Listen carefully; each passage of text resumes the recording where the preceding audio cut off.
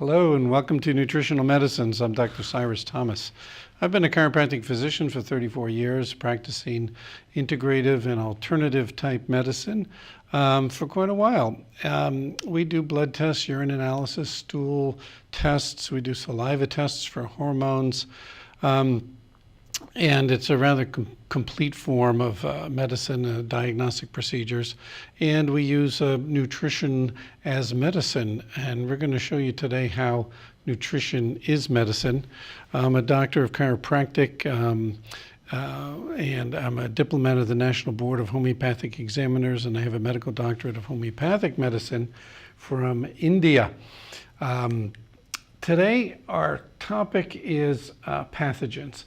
Pathogens are essentially critters, bacteria, protozoa. Virus is not alive, so it's not really a critter, but it is a pathogen because it can cause an awful lot of problems. This show is for people who suspect that maybe the answer lies in natural medicines. They have a inclination, they have an intuition that that is the way to go. And it's for people who want to not feel stuck with feeling toxic. Feeling toxic is really a terrible feeling. Inside, you know when you're toxic, and you feel a little bit sick. But it's not sick like bacterial sick. It's sick from toxins, mostly from chemicals. It's also for people who want to avoid surgeries in their future. It's for people who suspect that nutrition doesn't just mean shopping in a health food store, and that it's actually at a deeper level. It utilizes some medical science, which has much to offer them.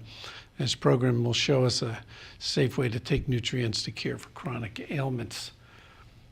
The safe way is based on blood tests, and the doctor has a way to follow up to know the effectiveness of the nutritional medicines by doing follow-up blood tests. So you don't just have to rely on simply how you feel, because some ailments don't give you a lot of feelings, and many of them give you no symptoms at all. So through blood testing and blood test follow-ups, we can determine how well a person is doing with their medical program based on nutrition. Nutrition for pathogens and the immune system. Essentially, when we're talking about strengthening a person so that they can resist parasites, they can resist bacteria, they can handle viruses that come in, they can handle protozoa, which are sort of like a bit like a bacteria, a bit like a fungi.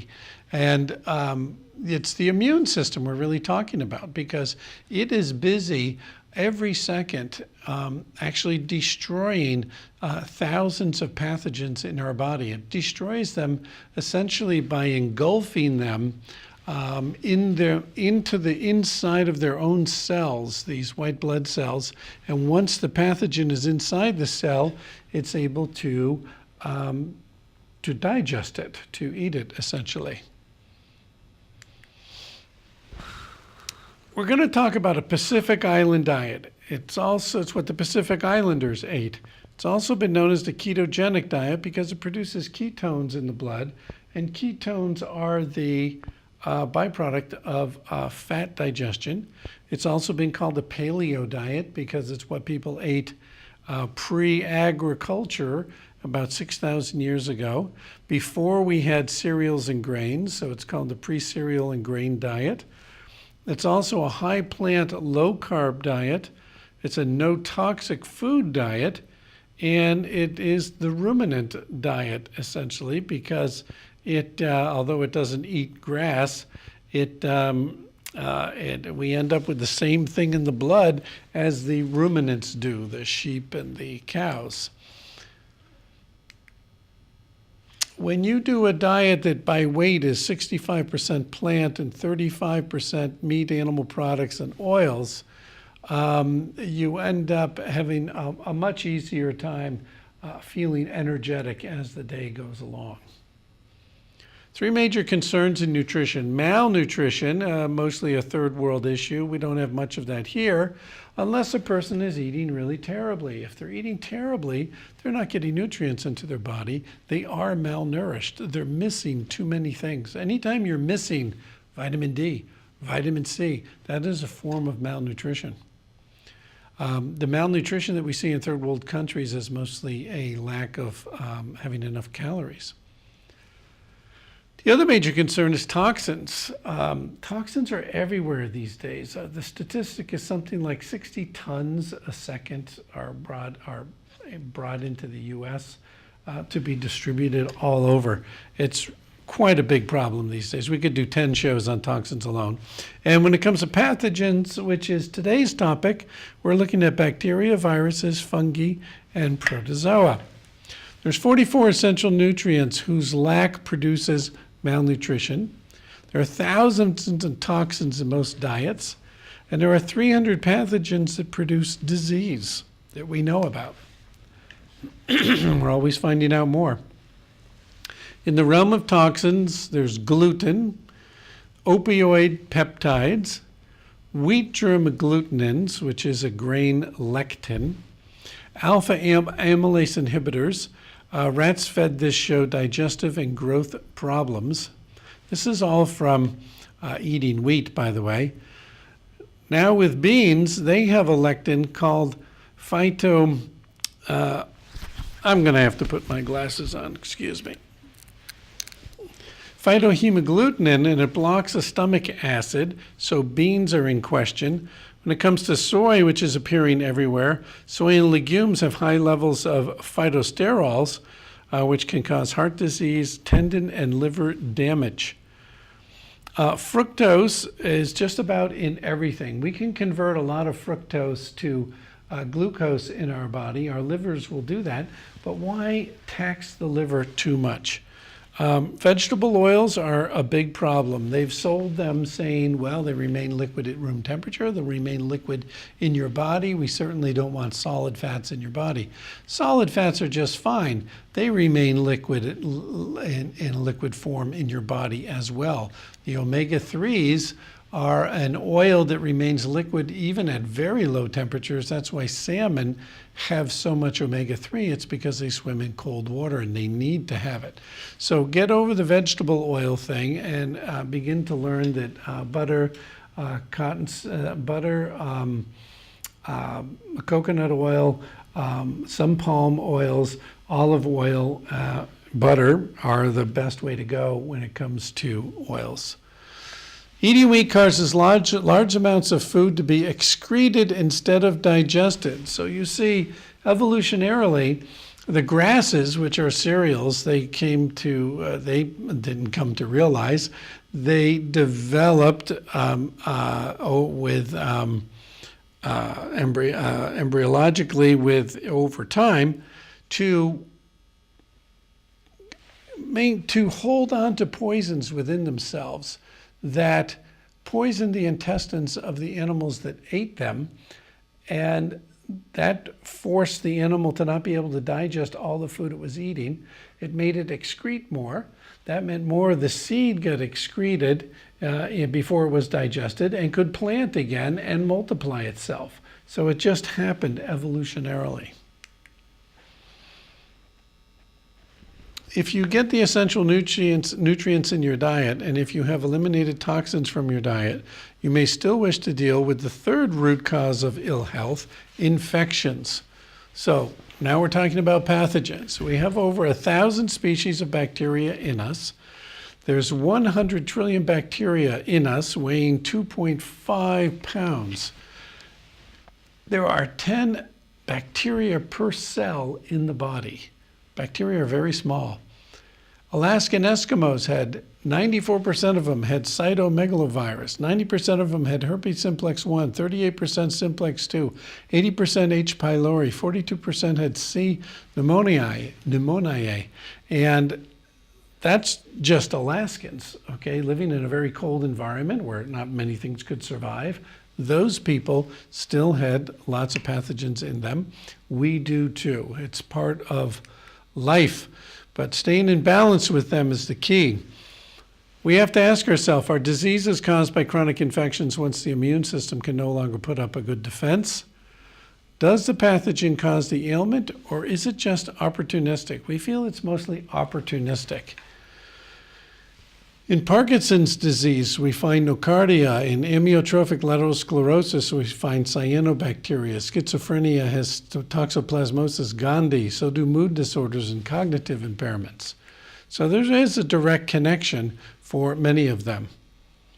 Let's look at diets that aid the immune system. Symptoms of chronic infections: cardiovascular disease, dementia and memory loss, neuropathy, loss of balance and falls, grouchy old man syndrome, cold intolerance, inflamed and arthritic joints. Will antibiotics help? Obviously not. These ailments are all considered incurable. We must support our immune system and create our own antibiotics.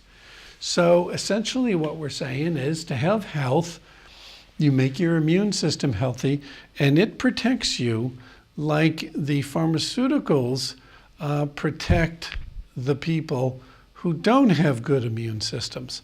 But it's not a good idea to let your immune system fall apart and rely on the pharmaceuticals, because even though pharmaceuticals work for what they're intended to do, most of them have about 30 different side effects each.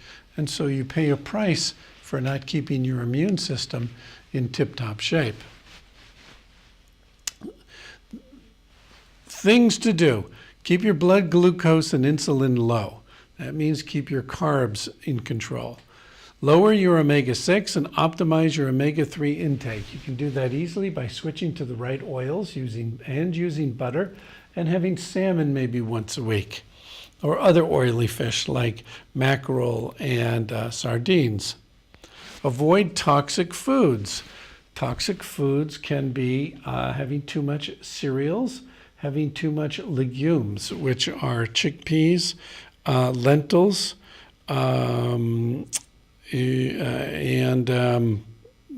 chickpeas, lentils, and beans. Optimize your vitamin D levels. We want to keep the vitamin D levels at about 40 or above, but also you don't want vitamin D to be too high. So 2,500 units a day will set you straight. Supplement with a high dose iodine from 1 to 50 milligrams. Dr. Georgii gave 770 milligrams for acute cases. Now, some people are recommending that to be on the safe side, you go less than 1 milligram. You go to 250 micrograms per day. That's 1/4 of a milligram. 250 micrograms per day of iodine. You don't want to give the body too much iodine. If you do, it will, the thyroid will begin to think it doesn't need to extract iodine from the intestines will think it doesn't need to extract it from food, and the thyroid will become acclimated to having it just being given to it without having to do any work. We want to get our nutrients from our foods when we can. Restricting protein is shown to create longevity, but that does not mean eliminating meat. It means just not having too much meat. A half a pound a day, a quarter to a half a pound a day, the body can handle. Regular short fasts. A short fast can be a 16-hour fast.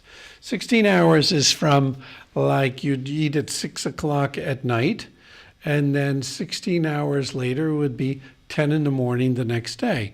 So you go that 16 hours without having anything except something to drink. That gives your liver time to detoxify and get normal again before you eat again and start putting it back to work. There's what's called an herbivore strategy, which reduces carbs from 400 to 200. And the herbivore strategy is a slight undereating of glucose to force a synthesis of glucose from protein. You're actually forcing your body to create its own glucose, which can be a good thing in certain types of ailments. There are also long ketogenic fasts where you can go for a day to 14 days, eating just certain things. And that gives the body an incredible rest and has been known to cure thousands of ailments. Sleep must be good, and melatonin is something that can be used to help. And then, of course, relieving stress. There's another 3 programs right there. There's also an omnivore strategy using more coconut and fiber. There's a carnivore strategy too, all depending on what your ailment is. The practitioner, the doctor can figure out which of these strategies works best for you. In the herbivore strategy, it is known for treating epilepsy, schizophrenia, bipolar disorder, depression, psychosis, and migraines. Also solid tumor cancers, diabetes, metabolic syndrome and obesity, bacterial infections of the brain and nerves. Essentially, you're dropping your carbs to 200 a day. You're eating 400 calories of protein. You're going all the way up to 12 tablespoons of coconut oil instead of the usual 2 per day. And vitamin C, B6, biotin, and selenium need to be in the diet. Talking about parasites, we break them up into different categories. Protozoa are single-celled parasites, and then, of course, there are worms. There's parasites that are outside our bodies, like lice, bedbugs, and scabies. Parasites that are inside our body, like Giardia, malaria, trichomonas, and Chagas disease. Common worms are pinworms, tapeworms, roundworms, and liver flukes. They can grow up to 30 feet long and become just a terrible problem. So we have herbal and vitamin regimes that a person does for 2 to 3 months, working with the cycle of the parasite and the eggs that it produces. So you're 10 days on, 5 days off, and you go through cycles like that, and we rid the body of these pathogens. How do we know which diet is right for you? We have to do testing. Testing shows us a very wide range of information. We're testing medically to use nutrition as treatment. We're using nutrition as the medicine. So this blood analysis has 52 elements in it. This person first tested with a lot of reds and blues, which are not good, and 5 months later tested, and there were only some yellows, which still need some balancing, and 1 blue went to red, so that needs work. But we're looking at cholesterols, electrolytes, a liver profile, kidney profile, thyroid. We're looking at red blood cells, the size of them, white blood cells, and different types of white blood cells. Putting that all together it makes for a very good analysis. But it doesn't tell us about too many toxins. Yellow is warning, red is high risk, and blue is critical. We're much more strict in what we consider healthy. Most ranges from the dotted lines between them is considered normal, but those statistics are created by laboratories who draw the blood, and they're dealing with a lot of sick people. When we're looking for a person to be healthy, we want them to be within the dark gray area here, and a lot of people have values that are a little bit high, a little bit low. They're told everything's fine, and yet they don't feel good and don't know why. What is a nutraceutical? It's an extract of foods with a medicinal effect on human health. Using vitamins, when we say vitamins, we talk nutraceuticals, we're really talking about vitamins, herbs, amino acids, enzymes, and minerals. All of those together, those are the molecules that are in our body naturally. They're already there.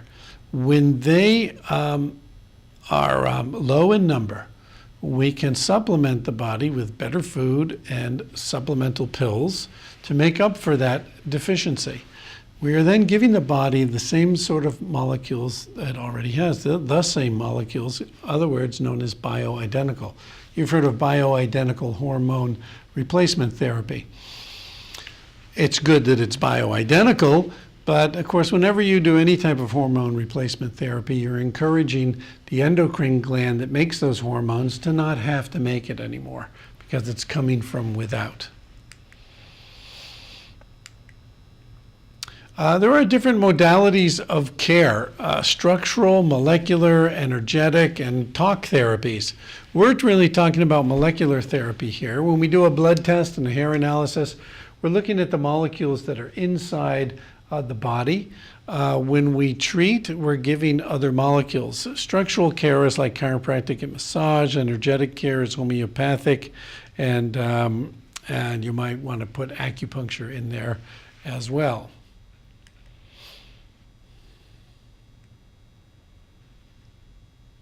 See if I can get this to work now. There we go. In the molecular category, we're talking about foods, nutraceuticals, herbs, and controlled drugs. Pharmaceuticals are also a molecular therapy. These are all chemicals. They all go in the mouth and to the intestines and then to the blood and then into the cells. They all go into the cells and affect the chemistry there.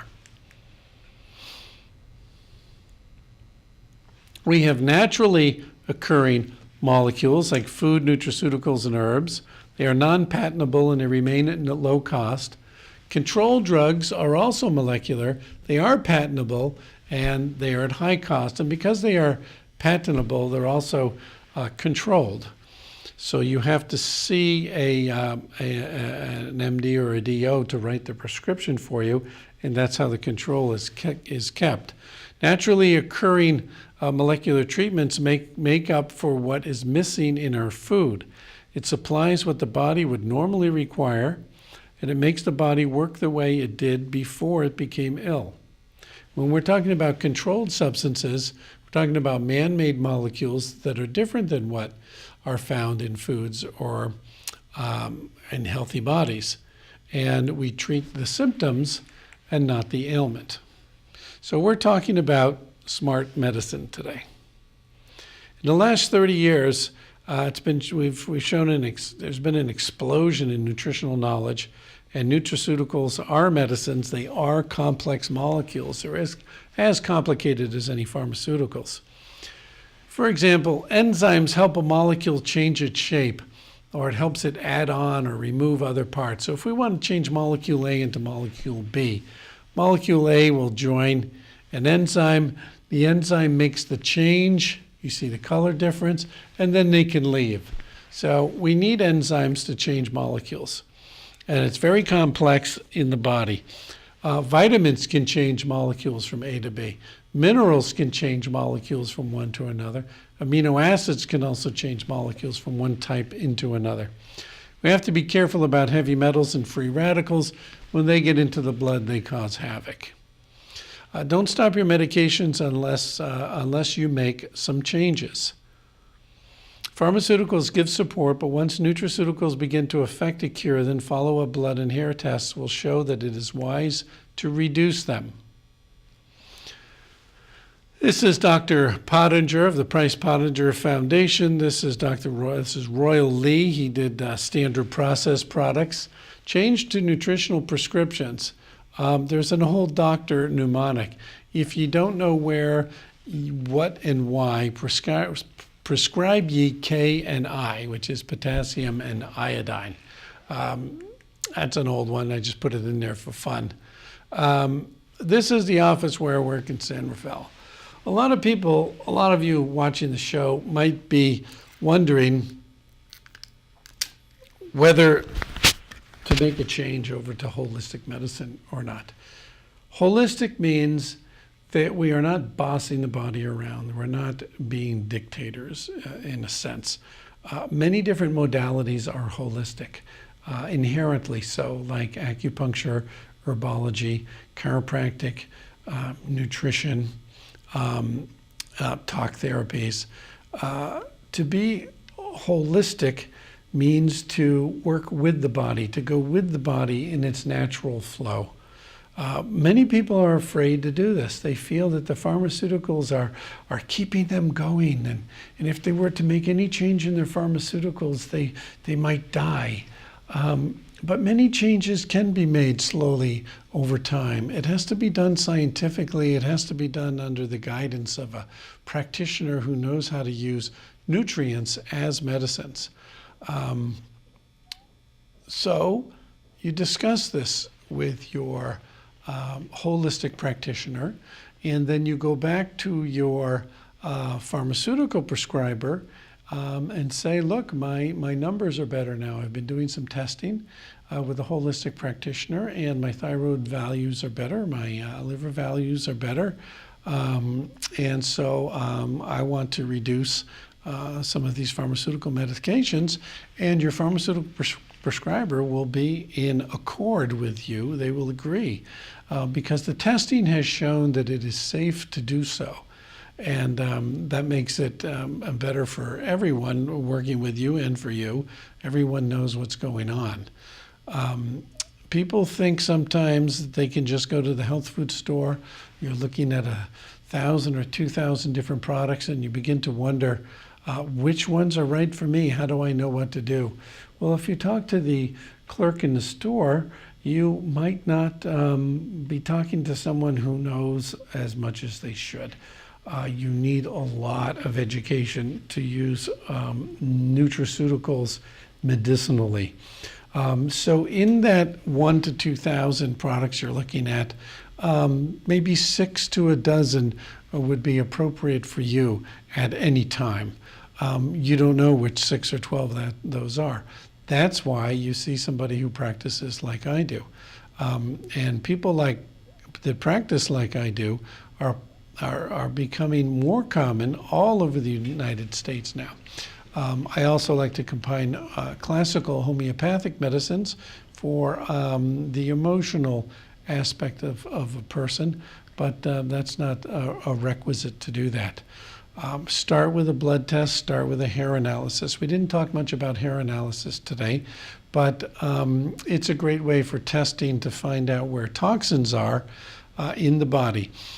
To make the hair follicle is embedded into the scalp, and an artery and a vein go to that follicle and give it the nutrients it needs to create the shaft of the hair. Well, it ends up pulling heavy metals from the blood and putting it in the hair, so we can test the hair and see how much heavy metal there is in the body. We're talking about arsenic, mercury, lead, cadmium, metals that you don't want in the body. And what they tend to do is they confuse other molecules and make them turn into molecules that we don't want them to turn into. That ends up being a big problem. So what do we do about it?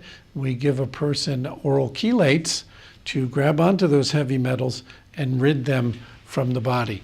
I'd like to thank the Community Media Center of Marin for allowing us to do this program, and special thanks to Vida Flores, our director, and others who helped to put this show together. This is a website of mine, Integrative Alternative Medicines with an S.info, that you can go to, and you'll find a way to see all of our archived programs as well. Thanks for watching. I hope you learned something, and we'll bring you another show in a couple of weeks. Good night.